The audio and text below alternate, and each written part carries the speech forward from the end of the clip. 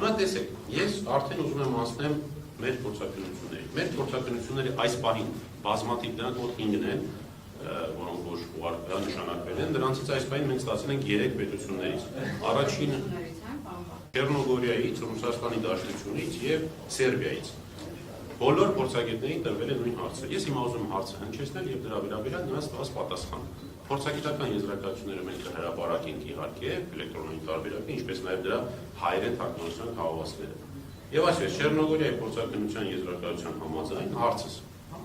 արդյոք տեսագրությունում պատկերված պատկերներն ու տեսաձայնային իրադարձությունները գոյություն են ունեցել օբյեկտիվ իրականությունում։ Այս այն առաջի հարցն է, որ պիտի տրվի, երբ որ դու տեսաձայնագրության վերաբերյալ փորձագիտություն ես անում։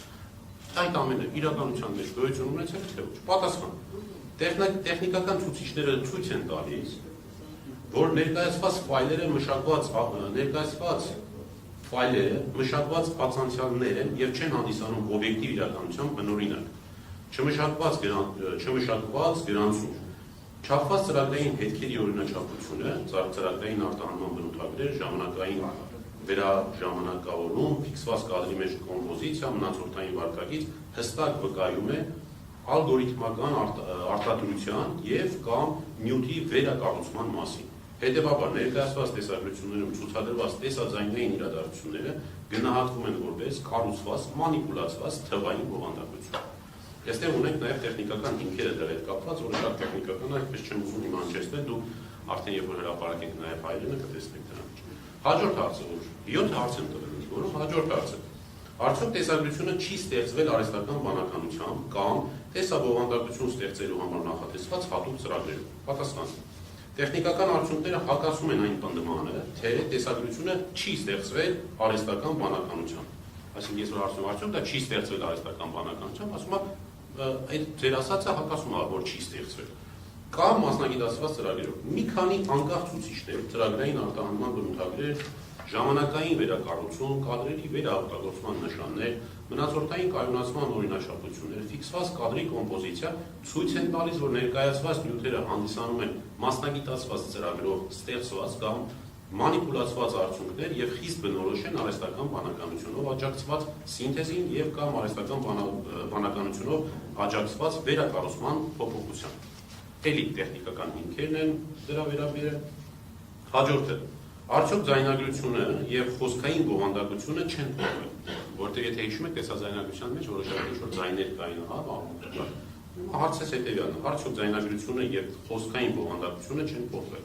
Պատասխան. ձայնային հոսքը սինխրոնացված չէ տեսագրությանը եւ դրսեւորվում է հետարտադրական ժամանակային մանիպուլյացիայի նշաններ։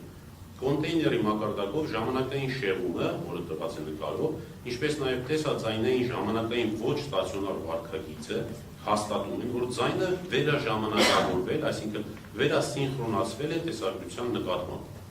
Եվ թվարկում է, որ 0.080 վայրկյանի տարբերություններն են, այսինքն կադրը, ձայնը իրար չեն համապատասխանում։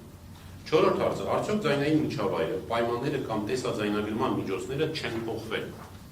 Պատասխան. համակարգված ժամանակային շեղումները եւ ժամանակի ընթացքում փոփոխվող սինխրոնացման վարքագիծը վկայում են հետարտադրական մշակման մասին։ Օրինակ,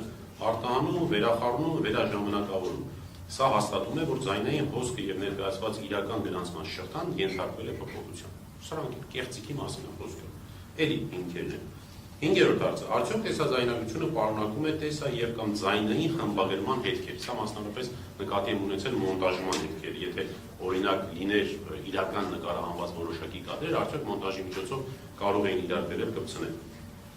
Այո, պարունակում են փաստորեն հետքեր։ Ներկայացված նյութը պարունակում է խմբագրման եւ ծրագրային հետարտադրական մշակման բազմաթիվ հետքեր, մոնտաժ, վերարտահանում։ Դրանք ներառում են ֆիքսված կադրի մեջ կոմպոզիցիա, միատեսակ արտահանման բնութագրեր բոլոր հատվածներում, տեսաձայն ժամանակային համակարգված շեղումներ եւ ժամանակային վերասիմպլինգի նշաններ, գրեթե կրկնվող կադրերի գերակշռություն, կադրերն են նույնիսկ կրկնվում։ Էլի տեխնիկական հիմքերն են։ Արդյոք հնարավոր է նույնականացնել տեսագրությունում պատկերված անձանց։ Սա իմ 6-րդ հարցն է, որ բոլորին բոլոր խոսակետներին տվել են։ Պատասխան. ներկայացած նյութի ցուսալի դեմքային նույնականացում կատարել հնարավոր չէ։ 645-12 լուծաչափը եւ սեղմումը, ինչպես նաեւ տեսարանի բովանդակությունն ու կայուն մորֆոլոգիական ներողություն Բովանդակությունն ու կադրերի կրկնությունը չեն ապահովում անհատականացման համար բավարար եւ կայուն մորֆոլոգիական մանրամասներ։ Տեխնիկական բարելավումը կարող է բարձրացնել ընդհանուր տեսանելիությունը, սակայն չի ստեղծում բացակայող ու նույնականացնող հատկանիշներ։ Այսինքն ավելի հասկանալի լինելու համար ասում է տեսագրության որակը հնարավոր է մի քիչ լավացնել, բայց այնուամենայնիվ անհատականացնող են նշանները, որի միջոցով հնարավոր կդառնար անձին նույնականացնել, դրանք վերականգնել հնարավոր չի։ Եվ վերջին 7-րդ հարցը։ Արդյոք միջավայրի եւ տեսանելի օբյեկտների երկրաչափական չափերի վերությունը ցույց է տալիս, որ նկարահանումը կատարվել է նախապես կառուցված հատուկ ստուդիայում կամ դեկորացիա տարածքում։ Սրա նպատակն էր, որ հնարավոր է դերասանների օրինակ օգնությամբ նկարահանումը տեղի ունեցած լիներ, որտեղ ինչ-որ այսպես պավիլյոն ստեղծեին, սերիալ նկարեին, կինոներ ինչպես են նկարում, փորձել են բոլոր հարցերի պատասխանները ստանալ, որ բոլոր անկյուններից ունենան հնարավոր կեղծիք է, թե կեղծիք չի։ Հարցից պատասխանը. ներկայացված արտահանված ֆայլերի հիման վրա հնարավոր չէ կատարել հուսալի երկրաչափական գնահատում այն մասին, թե տեսարանը ստեղծվել է հատուկ նկարահանման համար կառուցված միջավայրում, ստուդիայում կամ դեկորացիա։ Սահմանափակ լուսաչափը սեղմում եւ մի շարք հատվածներում ակտիվ պատկերի փոքրացված տարածքը սահմանափակում են ճշգրիտ երկրաչափական չափումների հնարավորությունը, մասշտաբ, ուղղային չափեր, խորքային հարաբերություններ։ Հետևաբար, ստուդիա դեկորացիա վարկածը չի կարող հաստատվել կամ բացառել զուտ երկրաչափական հիմքով։ Այս բոլոր հարցերի մյուս փորձագետներն են ըստ էության նման պատասխաններ են, բայց կան որոշակի տարբերություններ ըստ հավանաբար իրենց մասնագիտության խորացման։ Էլի տրված են տեխնիկական հիմքերը։ Հաջորդը, որ ուզում եմ ներկայացնեմ, Ռուսաստանի Դաշնության փորձաքննության եզրակացության էլի հարցերի պատասխանների հայերեն թարգմանությունն է եւ հետեւաբար նույն հարցերն են։ Արդյոք տեսագրությունում արձանագրված պատկերներն ու տեսաձայնային իրադարձությունները գոյություն են ունեցել օբյեկտիվ իրականությունում։ Ես հիմա քանի որ հարցերը կրկնվում են, հարցերը չեմ կարդա, միանգամից արագ ներկայացնեմ դրանց պատասխանները։ Պատասխան գոյություն ունեն ծանրակշիռ գիտատեխնիկական հիմքեր պնդելու, որ տեսագրությունում ներկայացված պատկերներն ու տեսաձայնային իրադարձությունները տեղի չեն ունեցել օբյեկտիվ իրականությունում, այն տեսքով ինչպես ներկայացված են։ Տրված է հիմնավորումները։ Երկրորդ հարցի պատասխանը մասնավորապես այստեղ այո, ասում հարցնողից կարդամ։ Արդյոք տեսագրությունը ստեղծվել է արհեստական բանականության կամ հատուկ ծրագրային ապահովման կիրառմամբ։ Պատասխան այո, տեսագրությունը պարունակում է նշանների համակցություն, որը վկայում է արհեստական բանականության տեխնոլոգիաների եւ հատուկ ծրագրային ապահովման կիրառմամբ ստեղծման մասին։ Էլի հիմնավորումները կան։ Արդյոք ձայնագրությունը ներառյալ խոսքային հատվածը ենթարկվել է փոփոխության, պատասխան այո, ձայնային հոսքը ենթարկվել է էական վերամշակման կամ ամբողջական սինթեզի։ Արդյոք ձայնային միջավայրը պայմանները կամ տեխնիկական միջոցները փոխվել են, այո, ձայնային միջավայրը եւ տեխնիկական միջոցները չեն համապատասխանում հայտարարված բնօրինակ հեռախոսային նկարահանմանը։ Հիմա տեսեք շատ կարևոր հետաքրքիր հանգամանք է ասեմ, որը հետագայում պատասխաններում եւս կերևա։ Տեսաձայնագրությունների ֆորմատը կամ մետատվյալներն այնպիսին էին, որ դրանք իբր կատարվել են հեռախոսով։ Այսինքն կեղծիքի մանիպուլյացիայի ծավալը այնքան մեծ է, որ անգամ այդ ֆայլերի մեջ մետատվյալները խոսում էին այն մասին, որ իբր դա տեսանկարանում կատարվել է հեռախոսով։ Բայց խորքային վերլուծությունը ցույց տվեց, որ հեռախոսի եւ որևէ կենցաղային տեսախցիկ չեն կարող այդ չափեր եւ այդ լուծաչափի հայրենք այդպես են ասել, համապատասխան նկարահանում իրականացվել։ Այսինքն կեղծիքը անգամ ստեղից է սկսվել, որը ի դեպ կարելի է ուղղակի նկատել նաև ոչ փորձագետ լինելով։ Ընդ որում ասեմ, որ բոլոր փորձագետները իրենց երկրներում լիցենզավորված դատական փորձագետներ են, համապատասխան ոլորտի, որոնց նաև դիպլոմները, նրանց վկայականները, փաստաթղթերը ամբողջությամբ դրված են փորձաքննության եզրակացություններում, որոնք կլինեն հասանելի։ Մասնավոր ընկերություններում են աշխատում իրենք։ Տեսեք, Ռուսաստանին օրինակ կազմակերպությունն է մի ամբողջ, որը տարբեր փորձաքննություններ է իրականացնում, Սերբիան ու Չեռնոգորիան իրենք անհատներ են, որոնք լիցենզավորված են պետության կողմից որպես փորձագետ դատական փորձաքննություն իրականացնելու համար։ Տարբեր պետություններում այդ բաները տարբեր են, հա, համակարգերը տարբեր են։ Այ օրինակ մեր քննչականը իր փորձաքննության շրջանակներում, ինչպես ասեցի, ինձ համար մի անհայտ անծանոթ մի փորձագետ է ներգրավել, մոտավորապես մեզ մոտ էլ կա դրա հնարավորությունը, բայց այնտեղ մենք մեր ընտրված փորձագետների դիպլոմներ կտեսնեք, մասնագիտացումներ կտեսնեք, ստաժներ կտեսնեք, նրա պետական լիցենզիաներ կտեսնեք, մի խոսքով այս ամբողջը հասանելի կլինի։ Պարունակում է արդյոք տեսագրությունը տեսա եւ կամ զայնային մոնտաժի հետքեր։ Այո, տեսագրությունը հանդիսանում է մոնտաժի, ռենդերինգի արդյունք։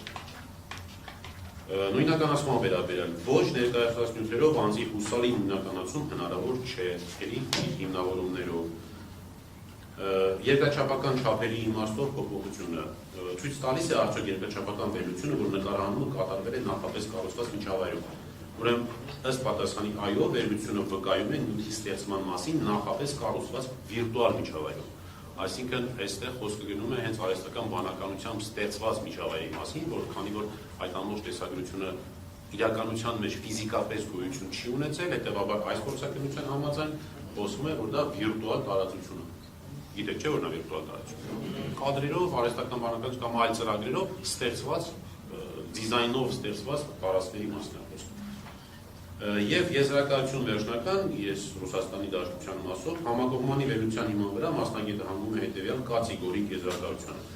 Ուսումնասիրված 5 ֆայլերը չեն հանդիսանում բնօրինակ տեսաձայնագրություն, ստեղծված գրանցող սարքով օբյեկտիվ իրականության պայմաններ։ Գրանցող սարքը ռուսերեն մի քիչ ավելի բանակ դառել է, իրանց գրածով նկատի ունի, որ անմիջապես տեսաձայնագրող սարքով, դրանք չեն ստեղծվել տեսաձայնագրող սարքով։ Կամերայով չեն, այսպես կամերաներով չեն նկարվել, կամ որևէ այլ կամերայով չնկարվել։ Այս փաստերի համակցությունը թույլ է տալիս պնդել, որ բոլոր տեսագրությունները ստեղծվել են արհեստական բանականության տեխնոլոգիաների կիրառման եւ ենթարկվել հետագա մշակման, ցածրորակ փաստագրական նկարահանման տեսք տալու նպատակով։ Սա է շատ կարևոր հանգամանքներից մեկն է, որ ուզում եմ առանձնացնել։ Այսինքն սկզբից, երբ որ ստեղծվել է, եղել է ավելի բարձր որակի, եւ հետո որպեսզի տպավորություն թողնվի թե տեսագրությունները իրականում վատ կամերայով կամ վատ որակի արված տեսագրություններ են, արհեստականորեն հնեցվել է կադրը։ Տեխնիկական մի քիչ երևի օգտագործեց, ուղղակի հնեցում են արել կադրերը, տենց են։ Որակը զրկել են։ Սերբիայի փորձակնության եզրակացությունը էլի նույն հարցերն են, պատասխան առաջին հարցին։ Ներկայացված ֆայլերի եւ հասանելի մետատերիալների քննության հիման վրա հնարավոր է հիմնավորված պնդումանը, որ տեսագրություններում ցուցադրված պատկերներն ու տեսաձայնային իրադարձությունները գոյություն չեն ունեցել օբյեկտիվ իրականությունում։ Մետատերիալները ցույց են տալիս, որ ֆայլերը ներկայացված տեսքով կոդավորված ստեղծված են Apple iOS միջավայրում։ Սա հենց այն մասին է, ինչի մասին խոսում ենք։ Տվյալները ցույց են տալիս, թե իբր դա Apple-ով է նկարած, հա Apple հեռախոսներով է նկարած։ Քանի որ տեսագրությունները իրական չեն, այսինքն չեն նկարահանվել տեսախցիկով, առկա է հիմնավոր պնդում, որ դրանք փոփոխվել կամ արհեստականորեն ստեղծվել են համակարգչային ծրագրային ապահովմամբ, ներառյալ հնարավոր է նաև արհեստական բանականության կիրառմամբ աշխատող ծրագրերով։ Հաջորդ հարցին պատասխան. առկա են բավարար տվյալներ պնդելու համար, որ տեսագրությունները ստեղծվել են արհեստական բանականության կամ տեսաբովանդակություն ստեղծելու համար նախատեսված մասնագիտացված ծրագրի կիրառմամբ, չնայած Core Media Audio-Video մետատերիալները ցույց են տալիս Apple iOS-ի միջավայրում կոդավորում, արտահանում։ Դա ինքնին չի ապացուցում բովանդակության ստեղծման իրական մեթոդը, այսինքն տեսախցիկային նկարահանում, մշակում, վերակառուցում կամ գեներացում։ Հետևաբար, առկա է բավարար հիմք եզրակացնելու, որ նյութը ստեղծվել կամ փոփոխվել են մասնագիտացված ծրագրով, ներառյալ արհեստական բանականության վրա հիմնված գործիքներով։ Հաջորդ հարցին. մետատերիալները ցույց են տալիս, որ քննության ենթարկված MP4 ֆայլերը կոդավորված ստեղծված են Apple iOS միջավայրում, ինչը կարող է համապատասխանել ֆայլերի արտահանման կամ վերակոդավորման պահին։ Տեսաձայնային սինխրոնիզացիայի նախնական վերլուծության ընթացքում ձայնային էներգիայի եւ կադրային շարժման 25 կադրվարկյան հարաբերակցությամբ հայտնաբերվել են մոտավորապես -0.20 վայրկյան, այսինքն 200 միլիվայրկյան, այսինքն շուրջ 5 կադր շեղումներ, որտեղ ձայնային ազդանշանը նախորդում է պատկերին։ Սա թույլ է տալիս հիմնավորված պնդումանը, որ ձայնային բովանդակությունը փոփոխվել է, թեպետ հնարավոր պատճառները կարող են ներառել նաև արտահանում, վերակոդավորում, ծրագրային մշակում կամ դեկոդերի ուշացում։ Տվյալների համակցված վերլուծությունը բավարար հիմք է տալիս պնդելու, որ ձայնագրությունները նախկինում ենթարկվել են մշակման, վերաձայնագրման կամ փոփոխության։ Հաջորդ հարցը, արդյոք ձայնային միջավայրի պայմանները կամ տեսաձայնագրության միջոցները չեն փոփոխվել։ Հաշվի առնելով, որ այս հարցը կապված է նախորդ երրորդ հարցի պատասխանից, որն արդեն նշեցի, եւ կարող է այլ լինել նախորդ եզրակացության տարբեր լինելու դեպքում, ներկայիս հարցի պատասխանը ամբողջությամբ համընկնում է նախորդ հարցի պատասխանին։ Արդյոք տեսագրությունները պարունակում են տեսա եւ կամ ձայնային մոնտաժի հետքեր։ Ամբողջ ֆայլը հանդիսանում է վերակոդավորման արդյունք։ Ըստ պատասխանի։ Սա հաստատվում է MP4 կոնտեյների կառուցվածքով, այնտեղ իրար FFmpeg, որը չի համապատասխանում տեսախցիկով ստեղծված բնօրինակ ֆայլերի կառուցվածքին։ քողարկված շերտի, այսինքն կադրի արհեստական աղոտացում եւ աղմուկ։ Այսինքն քողարկված շերտի կիրառումը եւս դասակարգվում է որպես դիտավորյալ խմբագրում բովանդակության ստեղծման հետքերը թաքցնելու նպատակով։ Հաջորդ հարցը. տեսագրություններում երևում են անձինք, սակայն տեսանյութերը ցածր որակի եւ սահմանափակ լուսաչափի են, ինչը բավարար չէ հուսալի դեմքային նույնականացման համար։ Ճշգրիտ նույնականացումը կախված է դեմքի հիմնական մորֆոլոգիական հատկանիշների տեսանելիությունից, իսկ նման սեղմված եւ ցածր լուսաչափ ունեցող նյութում հնարավոր չէ հայտնաբերել եզակի մանրահատկություններ կամ նուրբ անատոմիական առանձնահատկություններ։ Եզրակացվում է, որ տեսագրություններում պատկերված անձանց նույնականացումը հնարավոր չէ։ Արդյոք տեսագրությունները վկայում են նախապես կառուցված ստուդիայի կամ դեկորացիայի միջավայրում նկարահանման մասին։ Պատասխան. տեսագրությունների տեխնիկական գնահատները չափերն են տված, օբյեկտիվորեն նվազեցնում են ճշգրիտ երկրաչափական վերություն իրականացնելու հնարավորությունը,